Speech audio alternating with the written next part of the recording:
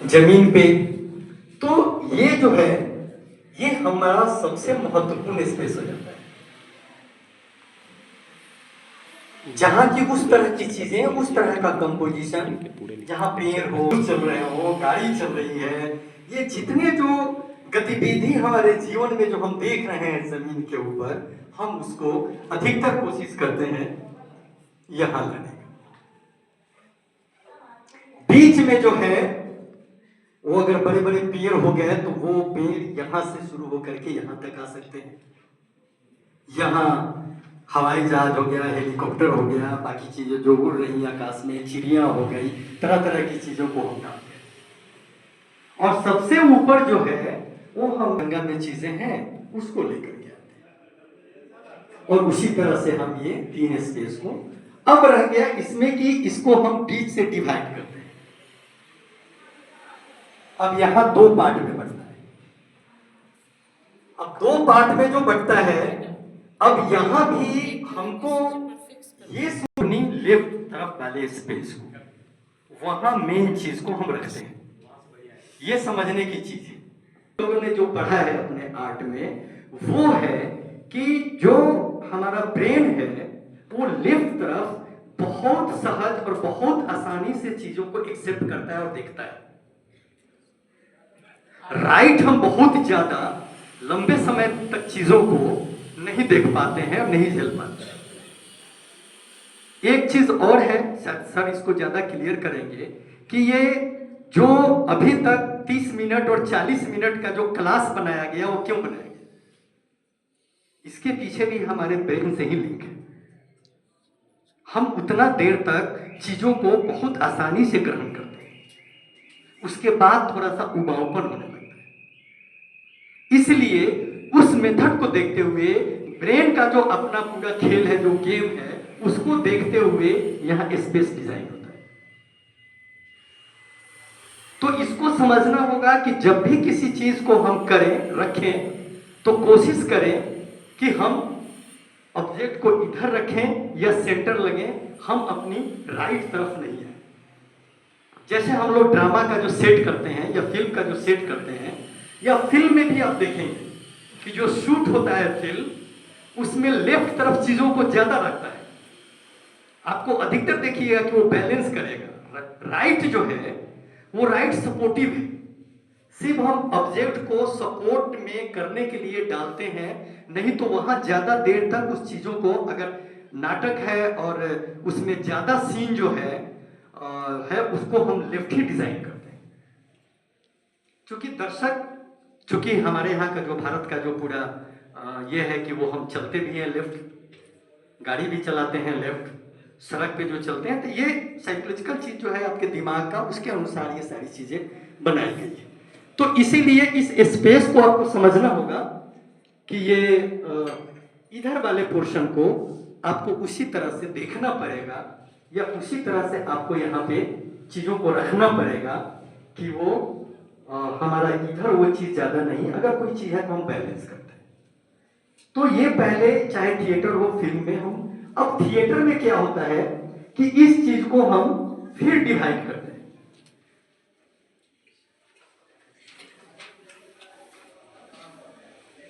हाँ, ये इतने प्लेटफॉर्म को हम लोग डिवाइड करते हैं। इस प्लेटफॉर्म के डिवाइडेशन में क्या होता है कि ये जो एरिया है, मेन मुख्य एरिया जो हमने बताया कि ये फ्रंट, ये हम खाली रखते हैं, जहां एक्टर आकर के सीधा परफॉर्म करता है, या कोई डांसर आकर के सीधा परफॉर्म करता है। सेट जो हम लगाते हैं, सेट में हमारा पहला जो होता है वो ये एरिया होता है, फर्स्ट, माने एक नंबर हम यहां करते हैं जो हमारा मेजर सेट होता है। दूसरा हमारा ये मिडिल होता है, दूसरा। और तीसरा जो है, फिर हम यहां आते हैं और ये स्पेस को कोशिश करते हैं खाली, या बैलेंस के लिए कोई क्यूब वगैरह इस तरह से चीजों को लगाते हैं। इसको कभी भारी नहीं करते, ये धीरे धीरे जो पोर्शन है ये भारी होता चला जाता है।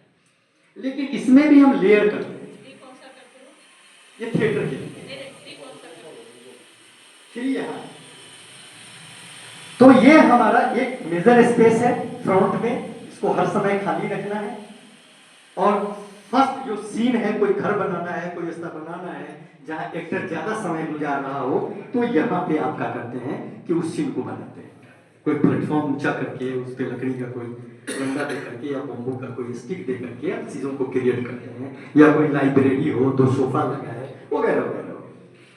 फिर मिडिल की है आपका जो सेकेंड इसमें है, जो सपोर्ट में होता है कि अगर एक्टर यहाँ है या दो है, कि एक घर यहाँ है, एक घर यहाँ है ना, तो मेन जो मेजर घर है वो वहाँ होगा, और जो उसको सपोर्टिव घर होगा वो यहाँ होगा। तो ये हम इस तरह से इसको डिवाइड करते हैं, और फिर यहाँ जो है ये 4 हो गया, फिर ये 5, ऐसे करके के स्पेस को हम लोग डिजाइन करते हैं। और ये इसी मेथड पे हम लोग बाकी चीजों पे भी चलते हैं, चाहे वो फिल्म का सेट हो, चाहे नाटक हो, चाहे इस तरह का। तो स्पेस डिजाइन का मोटा मोटी ये हमने आपको बताया।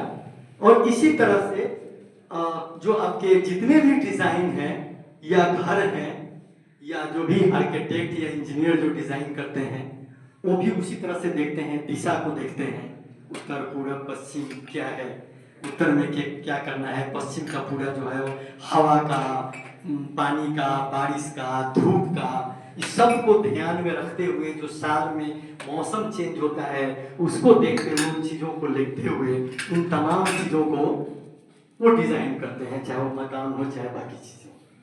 तो डिजाइनिंग में अधिकतर हम लोग, दूसरी बात,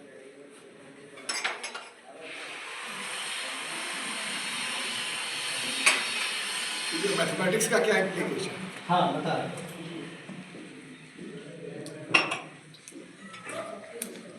स्पेस के बारे में बताएं। अब हम चलते हैं कि जो होर्डिंग्स वगैरह सब डिजाइन करते हैं उसमें खास हम क्या ध्यान देते हैं। जैसे आप बैनर लगाते हैं, बार बार आपके यहाँ प्रोग्राम हो रहा है, बैनर लगा रहे हैं, तो बैनर के लिए उस तरह की चीज को डिजाइन के लिए हम कैसे सोचेंगे।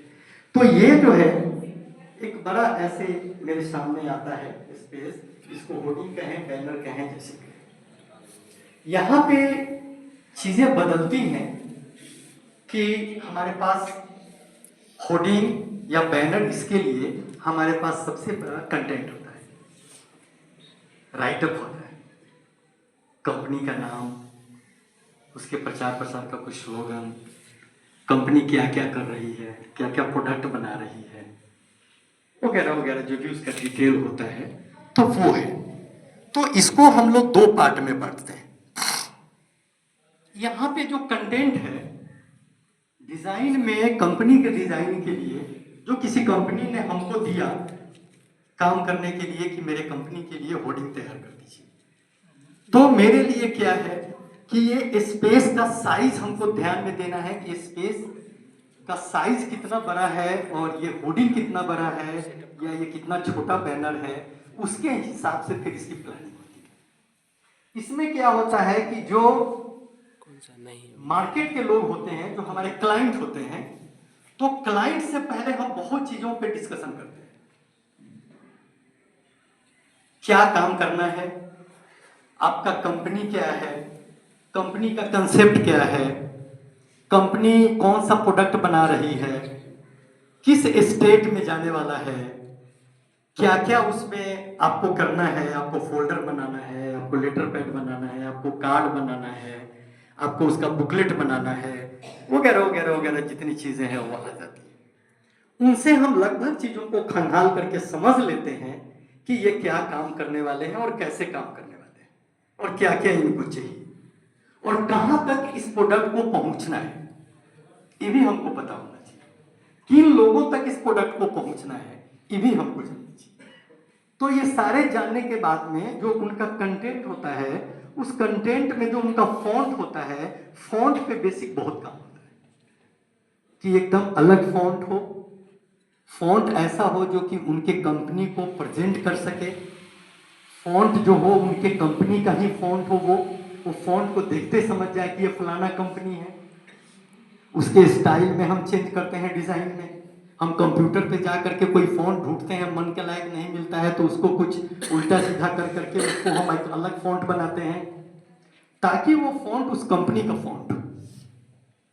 और फिर कंपनी के लिए हम लोगो बनाते हैं, और लोगो तो क्या होता है, लोगो हो गया, फॉन्ट हो गया, उनका जो कंटेंट है वो हो गया, और फिर उसके बाद में उनका प्रोडक्ट हो गया।